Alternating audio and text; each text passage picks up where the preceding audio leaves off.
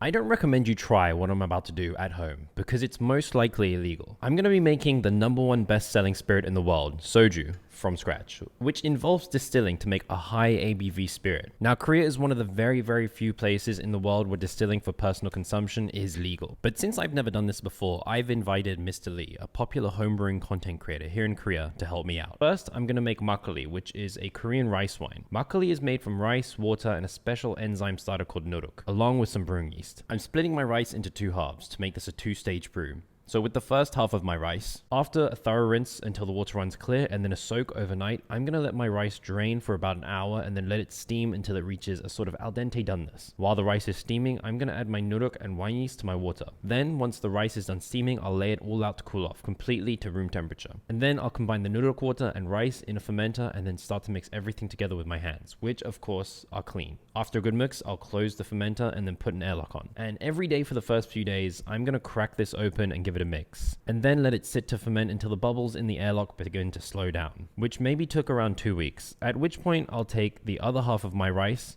wash, soak, drain, and steam and cool just like before, and add it to my fermenter for round 2 of fermenting. Making my rice wine like this will help create a higher ABV wine with better flavor, which in turn will result in a better soju and more of it. After about another 2 weeks, the bubbles in the airlock have slowed down, which means my rice wine is ready. So I'll filter the rice wine through a cheesecloth to separate the solids, and I move my rice wine back into a clean fermenter and then place it in the fridge to help separate more of the fine solids from the liquid, since we mostly want to use the clear wine on top. Now this is ready to be distilled, but that's coming in part 2, which will be up very soon, so make sure you're following me to see how this goes.